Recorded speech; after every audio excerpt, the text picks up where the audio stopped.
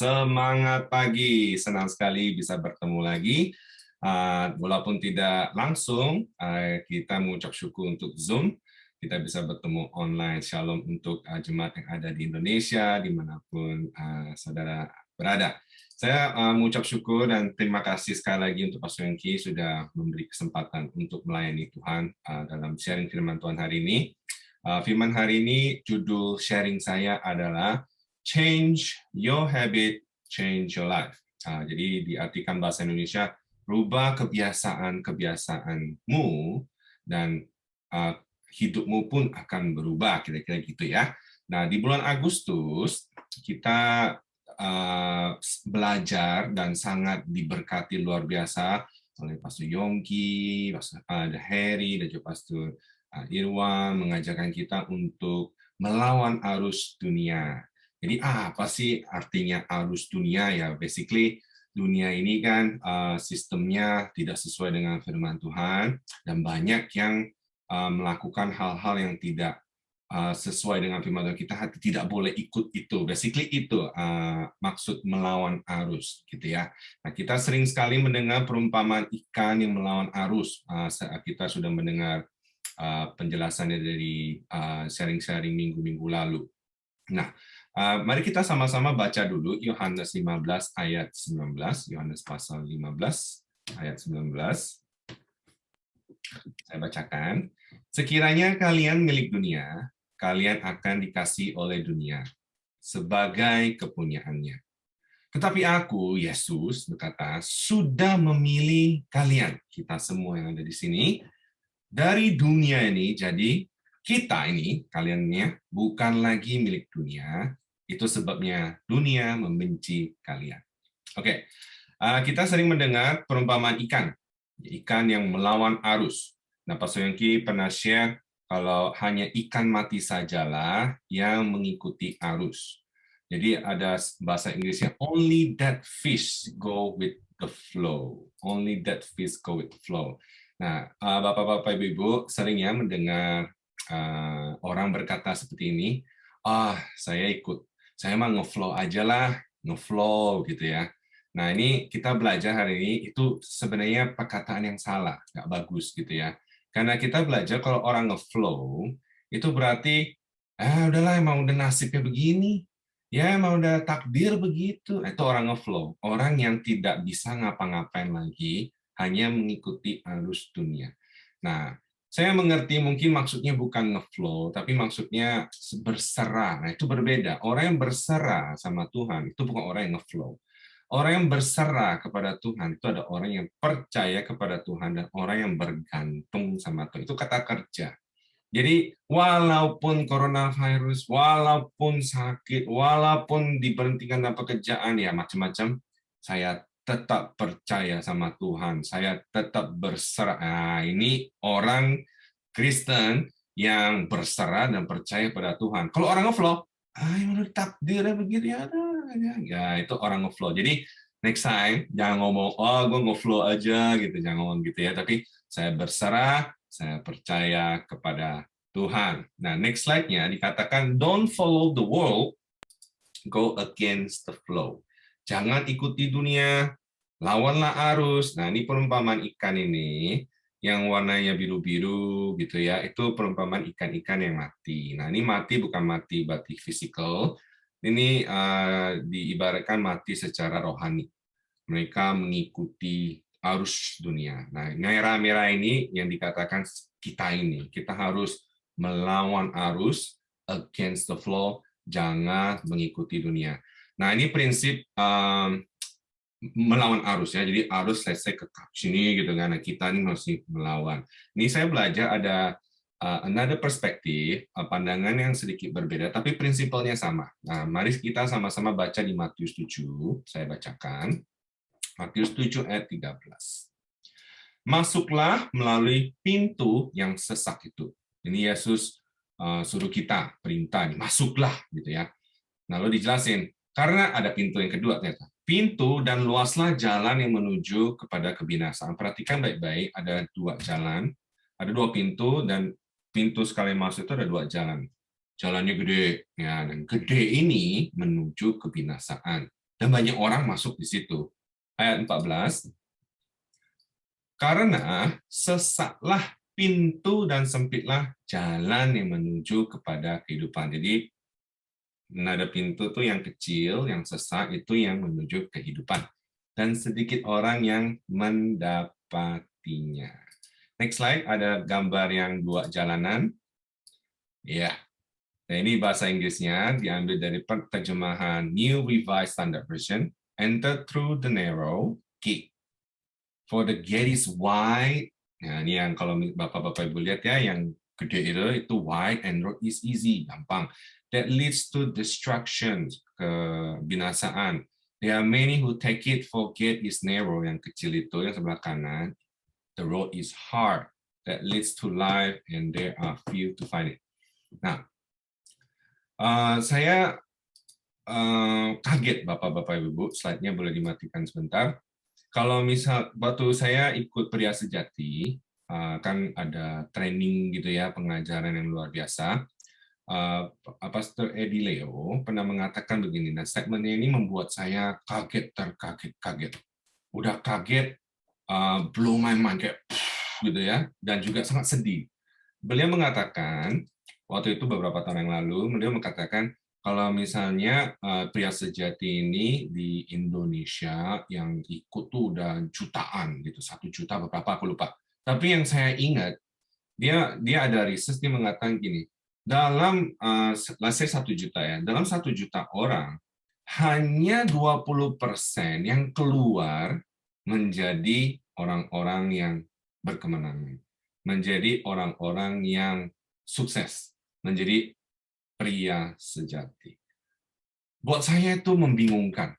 Ini pelajaran luar biasa, saya ikut, dan setiap pengajarannya itu tuh kalau digambarkan kayak digampar gitu. Waduh, minta ampun Tuhan. Oke. Digampar lagi. Waduh, minta ampun. Dan hanya 20% yang bisa berhasil menjadi pria sejati.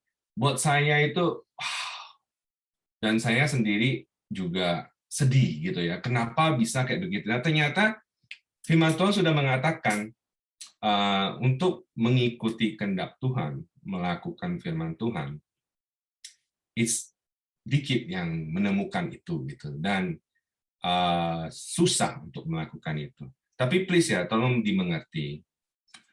Melakukan firman Tuhan itu bukan masalah bisa atau enggak. Bisa, Bapak-Bapak Ibu ya. Kita melakukan firman Tuhan itu bisa. Tuhan tidak mungkin memberikan suatu perintah yang dimana kita tidak bisa lakukan. Itu prinsip yang kita mesti mengerti. Jadi untuk melakukan firman Tuhan, kita bisa melakukan. Apalagi ini ada good news yang kita sudah tahu. Tuhan Yesus sudah datang, mati, bangkit, naik ke surga, dan Dia mengirimkan Roh Kudus. Roh Kudus itu penolong. Come on. Masa nggak bisa? Bisa. Jadi ini masalahnya mau apa enggak? Itu masalahnya, mau apa enggak. Bapak-bapak, Ibu-ibu, saya mau kasih tahu ya, kalau kayak kita sering nih mendengar firman Tuhan, tiap minggu kami selalu nongol gitu kan, parenting, doa, tambah lagi YouTube, khotbahnya ini, ada KKR, Nabiah, kesembuhan, Nabiah, pastoral, apa, bagus ya. Tapi kalau tidak melakukan apa yang diajarkan, percuma. Jadi firman Tuhan bilang kan, sudah mendengar kita harus melakukan. Kalau tidak melakukan, Anda menipu dirimu sendiri. Tidak melakukan itu kayak ada makanan enak gitu ya. Tahu doang makanan enak tapi nggak dimakan gitu. Jadi please hari ini saya mau encourage semua. Sewaktu mendengarkan firman Tuhan, kita belajar sama-sama, catat. Sudah dicatat karena pemikiran kita sebagai manusia itu daya ingatnya. Unless Bapak-Bapak Ibu dikaruniakan hikmat yang bisa fotogenik gitu ya, bisa mengingat semuanya, wah, God bless you. Tapi kita merendahkan diri kita, humble ourselves. Kalau misalnya saya tanya ada yang khotbah minggu lalu siapa, pasti lupa kan. Jadi kita catat dan kita bisa merenungkan firman Tuhan siang dan malam dan selalu diulang-ulang. Nah, Let's back to our foto lagi, slide yang ada narrow road, the next one. Kita belajar bahwa dalam gambar ini, saya suka sekali kalau saya sharing, saya suka share dengan gambar. Jadi karena saya sendiri kalau belajar itu saya visual. Kalau melihat, buat saya itu lebih gampang nangkep. Nah, saya harap ini juga bisa membantu saudara-saudara yang visual dalam belajar. Ya, nah, ini gambar yang jalanan gede, itu ada tulisan bahasa Inggrisnya kan, saya terjemahkan. Uang, uang, uang. Oh, ini orang yang suka cari uang. Kenikmatan dunia, ketidakpuasan, orang yang tidak suka memaafkan, pendendam, self focus itu kayak saya, pokoknya buat saya gitu kan. Nah, ini orang-orang banyak yang jalan di situ. Tuhan Yesus datang dan dia introduce a new gate. Nah, jalan itu kecil. Dan apa yang harus kita lakukan itu mesti pikul salib. Pikul salib itu nggak gampang, Bapak-Bapak, Ibu-Ibu. Tapi tidak, itu bukan impossible. Kita bisa melakukan. Apa yang kita mesti kerjakan? Ya kita mesti mengasihi, memaafkan, self-control, kan, pengendalian diri, mesti sabar, being integritas, dan juga humble, taat, kan? Lalu purity, tentang kekudusan. Ini yang Tuhan mau kita lakukan. Nah, untuk melakukan itu kita perlu deny ourselves, menyangkal diri. Nah, itu sakit. Nah, kalau udah sakit kayak begini, kita ngomongin soal proses. Nah, ini kalau ngelihat kayak begini kan bingung. Oke, saya mesti melakukan ini. Nah, saya mau bikin lebih simpler, buat lebih simple lagi, saya mengambil 3 ayat firman Tuhan, yang dimana 3 ayat firman Tuhan ini adalah suatu perintah yang Tuhan mau kita lakukan. Next slide. Next slide yang mengatakan gini, carilah kerajaan Allah dan kebenaran terlebih dahulu. Nah, ini kan kehendak Tuhan, kan Tuhan Yesus mau kita melakukan hal itu. Ajarlah berulang-ulang, ini saya persingkat di ulangan 2, ulangan 6 ayat 7 bisa dibacakan. Saya bisa baca sendiri di rumah, yang basically kita di-encourage orang tua untuk mengajar anak-anak kita berulang-ulang. Lagi jalan lah, makan lah, lagi tidur lah, ngapain aja, ngomongin ulang-ulang. Ajar ulang-ulang, ini kan perintah Tuhan. Kasihilah Tuhan Allahmu dengan segenap hatimu, pikiranmu, jiwamu, gitu kan. Dan juga sesamamu, itu juga perintah. Ya, kita fokus 3 ini. Ini perintah yang Tuhan mau kita lakukan. Nah, untuk melakukan itu kita perlu pikul salib, kita perlu sacrifice, kita perlu deny ourselves. Banyak something yang kita mesti sacrifice in order to do this. Karena daging kita, kami selalu di-share oleh Pak Guru Agus Hutan, daging itu masih ada. Kita ini, right? Dan selalu akan membawa kita ke jalan yang besar itu. Nah, kita ini mau belajar untuk masuk ke jalan yang kecil. Nah, sangat sayang sekali anak-anak Tuhan sudah tahu, tapi suka gagal di situ. Nah, hari ini kita mau belajar sama-sama bagaimana caranya untuk memperbaharui kebiasaan-kebiasaan kita, sehingga kita bisa melakukan ini lebih baik. Nah, sebelum melakukan kebiasaan, saya mau kasih perspektif. Waktu kita melakukan firman Tuhan ini, saya mau mengajak Bapak-Bapak Ibu-Ibu untuk pandanglah jauh ke depan. Next slide ya. Pandanglah jauh ke depan. Dikatakan pandanglah jauh ke depan, jadi waktu melihat kehidupan kita, banyak kita semua ini, kita fokusnya di kotak biru ini. Aduh susah, aduh kerja, aduh melakukan, aduh. Tapi jangan lupa, dia ada tujuan, ada purpose kenapa kita harus melakukan ini. Kalau Bapak-Bapak, Ibu-Ibu, Saudara melakukan jalan yang besar itu, yaitu kebinasaan. Kalau kita melakukan kehendak Tuhan, itu ada kehidupan. Jadi waktu memandang jauh ke depan, jangan memandang short term itu jangka pendek. Jangan even memandang long term atau jangka panjang. Tapi pandanglah ke kekekalan, eternity. Jadi waktu melihat ke depan, lihatlah ke kekekalan. Ini kita kalau misalnya hidup di dunia ini sementara, Bapak-Bapak Ibu ya. Saya sering ngomong ke anak-anak Sunday School bahwa kami ini Sunday School teachermu, kami ini temporary, kami ini sementara. Even family itu sementara. Semua yang ada di dunia ini sementara. Kita akan mati semua. Nah, ngomong soal mati, itu bukan mati spiritual, tapi physical. tapi our spirit itu eternal. Jadi kita ngomongin something yang kekal. Jadi kita kalau mau ngapa-ngapain selalu ingat ini. Kalau saya ngelakuin ini, wow, entar kemana kita? Gitu loh. Nah, saya ngelakuin ini, saya mau ke surga, saya mau hidup dalam kekekalan. Mari kita sama-sama baca di 1 Yohanes 2 ayat 17. Ingatlah, saya bacakan. Ingatlah bahwa dunia dan segala isinya yang diinginkan manusia sedang menuju kebinasaan. Tetapi orang-orang yang melakukan kehendak Allah akan tetap hidup selama-lamanya. Ini ngomong kekekalan. Ini nggak main-main loh, Bapak-Bapak, Ibu. Ini ngomong kekekalan. Ada orang bilang gini, people be like. Ya, ini orang ngomong ya. Life is short, better enjoy it. Nah, ini orang-orang Indonesia. Kalau misalnya orang Indonesia ngomong, hidupmu tuh pendek, udah nikmati gitu kan. Ada lagi orang ngejawab, hidup ini pendek, udah lakukan dosa sebanyak mungkin, nikmati saja. Terakhir baru bertobat. Wah, itu kurang ajar, saudara, yang nggak boleh gitu. Tapi kita ngomongin soal eternal. Jadi ada orang bilang, life is short, better enjoy it. YOLO, ini anak muda tahu ya, you only live once. Tapi how about this? Eternity is endless, better prepare it. Kekekalan itu nggak ada habisnya. Mari kita sama-sama get ready, kita plan, kita prepare untuk kekekalan kita. Banyak orang tahu prinsip ini, banyak orang tahu kebenaran ini, tapi kan kita belajar ya, pertama, kok masih susah untuk melakukan itu. Nah itu, ya Tuhan sudah ngomong, emang jalanannya sempit, gitu, sesak.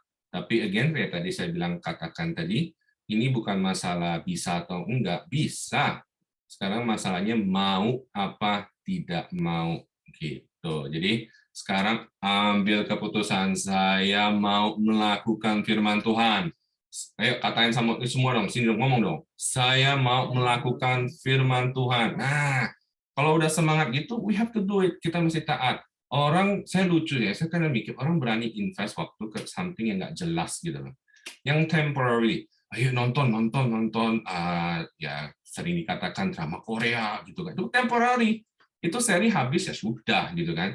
Tapi yang kekekalan itu orang jarang invest itu. Saya mau mengajak, yuk kita sama-sama invest dalam kekekalan, ya, invest keluarga kita, invest dalam kerohanian kita. So bagaimana kita bisa melawan arus lebih efektif? Bagaimana kita bisa keluar dari arus dengan efektif? Dan bagaimana kita bisa melakukan firman Tuhan lebih baik lagi ya. Kita belajar sama-sama. Selain mempunyai pandangan yang jauh, ya Bapak-Bapak Ibu, karena itu bagus ya, karena kalau kita udah punya pandangan yang jauh itu akan bantu kita menentukan tujuan kita. Tapi itu nggak cukup. Nah, kita perlu belajar untuk merubah sistemnya. Sistemnya apa? Yaitu kebiasaan-kebiasaan kita. Habit kita perlu diganti. Jadi input, tadi udah bagus, input, fix the input, output will fix themselves. Kalau diterapkan dalam kebiasaan, fix our habit and our life will be better, will be prosperous, will be berkemenangan gitu ya. Jadi Kak Pastor Inggris suka ngomong kan, apa yang kita masukkan, ya itu yang akan keluar gitu. Jadi fix your input, fix your output. How to fix your input? Let's fix our habit. Jadi bagaimana kita untuk membangun kebiasaan-kebiasaan yang baik. How to build a good habit. Bapak-bapak Ibu, please ya, pay attention, catat, dan kita akan belajar sama-sama. How to build a good habit. Number one, we have to understand the power of habit. Kita mesti mengerti dampak habit yang sangat amat luar biasa. Nah, saya mau share a little bit about habit. Ini saya belajar dari seorang Bapak-Bapak Ibu kalau baca buku Atomic Habit, then you know this guy.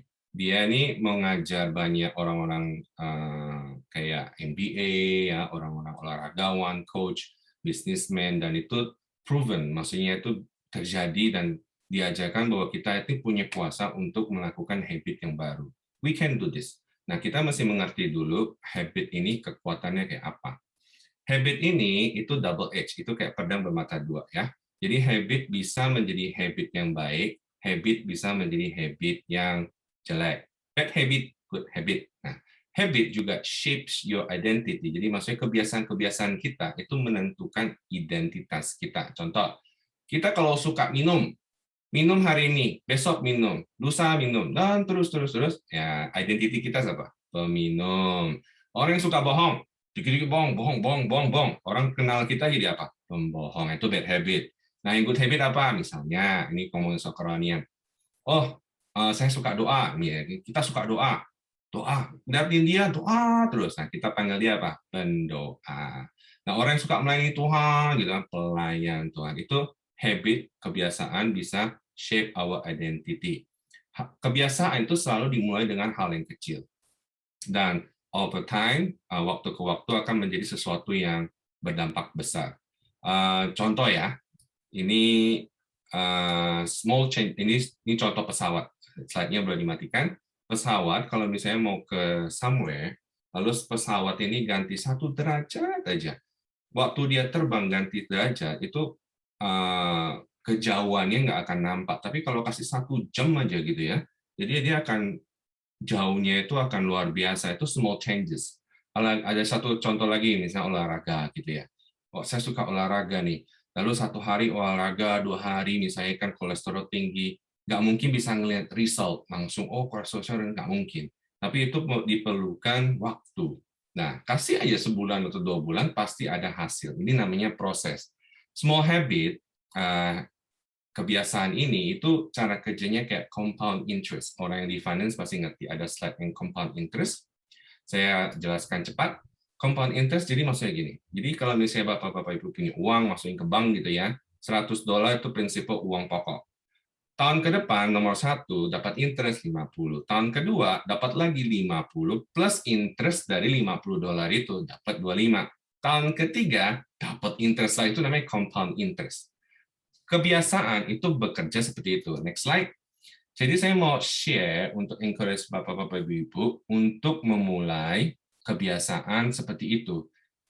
Aim for 1% better every day. Jadi aim 1% aja untuk lebih baik.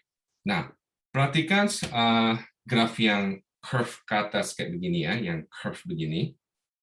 Sehari, 2 hari, 3 hari, 4 hari kita mau melakukan satu kebiasaan, nggak ada kelihatan investnya.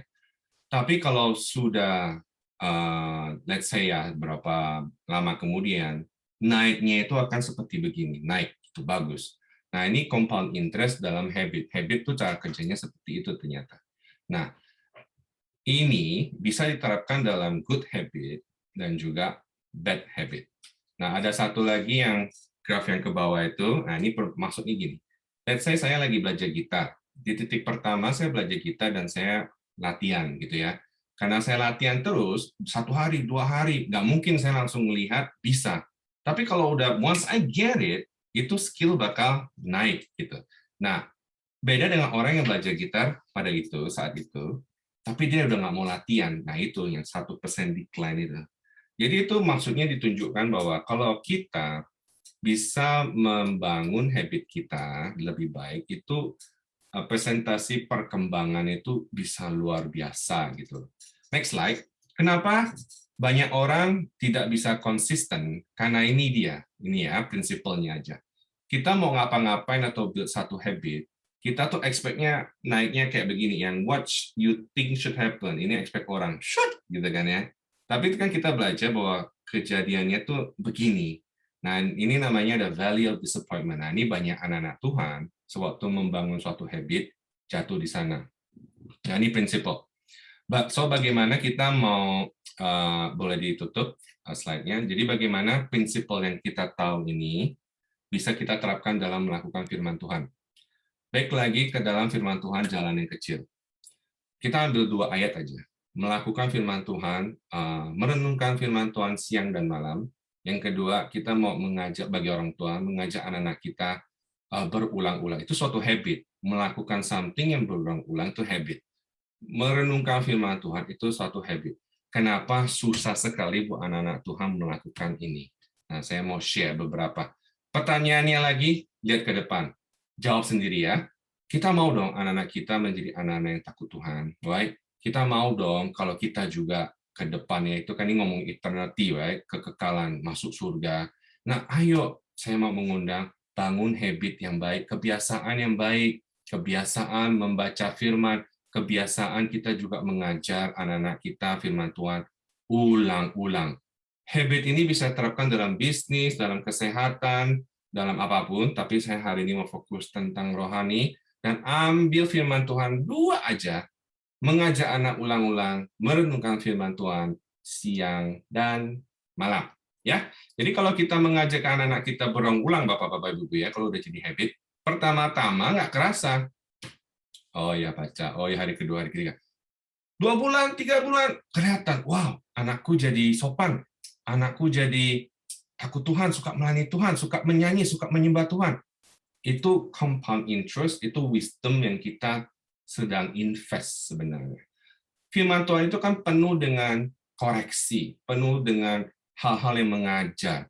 Kalau Mika ajar anak kita, dan kita sendiri juga of course belajar, ya of course pasti input, right? Input, output. Ya pasti yang keluar kan pelayanan, memuji Tuhan, takut Tuhan, gitu kan? Nggak mungkin keluar kata kotor apa gitu ya.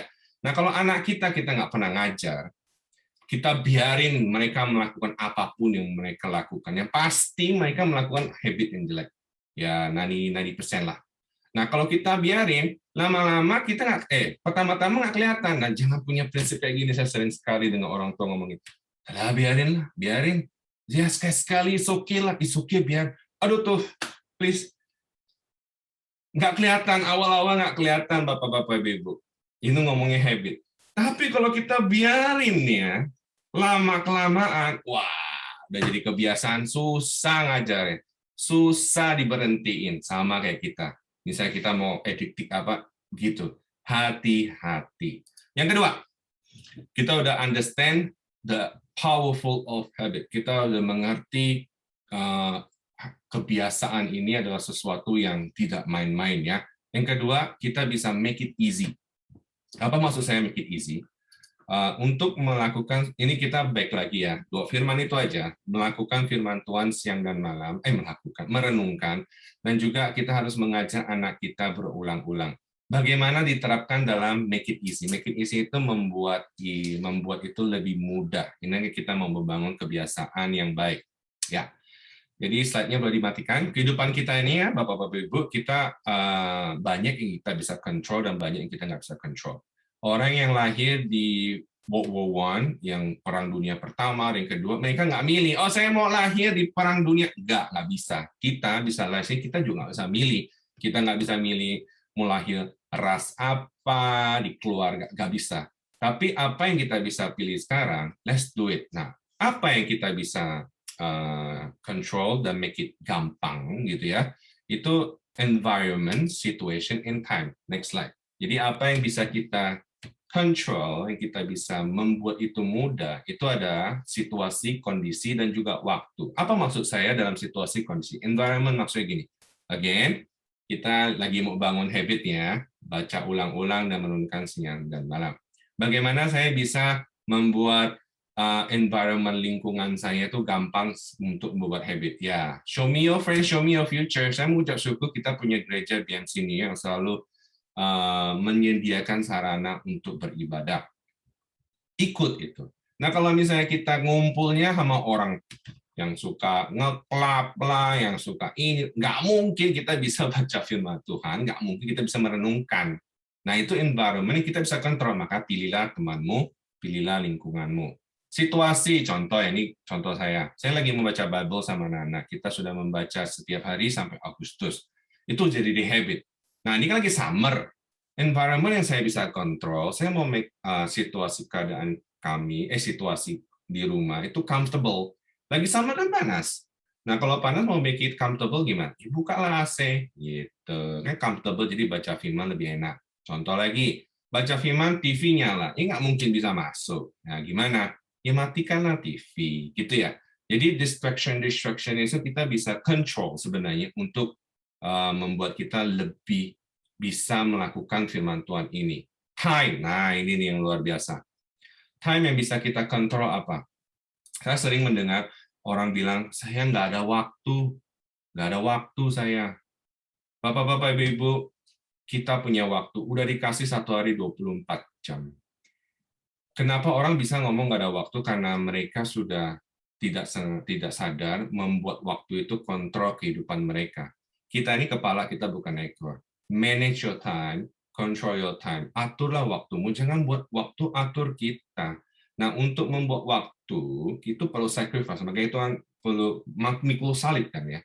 Kita perlu let go something yang unrelated, yang nggak penting. Misalnya kita suka kemana-mana gitu kan, ya udah nggak usah. Fokus kepada anak-anak kita, lebih fokus ini, misalnya gitu. Jadi ini 3 hal ini yang kita bisa kontrol. Saya percaya juga, saya tahu keadaan hidup kita ini beda-beda ya, di Amerika, di Indonesia, keadaan kami di situ beda, di Indonesia beda.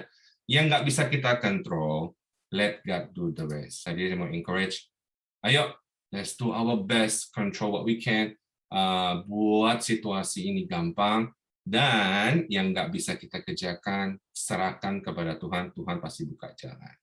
Amin. Satu contoh lagi, contoh kesehatan ya, kesehatan. Gimana make it easy? Nah, Pastor Egi kan sering share, kalau dia udah beli sepeda tatis kan, banyak orang yang terinspirasi. Nah, buat saya itu sesuatu yang membuat gampang kebiasaan untuk olahraga. Sekarang nih, mau olahraga, aduh mesti ke gym gitu kan, mesti jalan apa, itu kan susah. How to make it easy? Kesia beliin sepeda tatis. Easy banget. Mau olahraga tinggal turun, ya ada di nggak tahu sih tahu di mana, mungkin di ruang tamu gitu ya. Lagi olahraga, gampang itu tinggal nyangkul gitu kan ya. Nggak perlu ke itu prinsipal saja. Make it easy, itu akan membangun habit yang luar biasa, menggampangkan gitu loh, untuk membangun habit-habit olahraga yang baik. Nah, itu contoh simpel dalam kesehatan. Jadi gitu ya. Yang ketiga, terakhir, make it obvious. Ini juga sangat amat penting. Maksud saya apa make it obvious? Kita perlu melakukan ini dengan sengaja.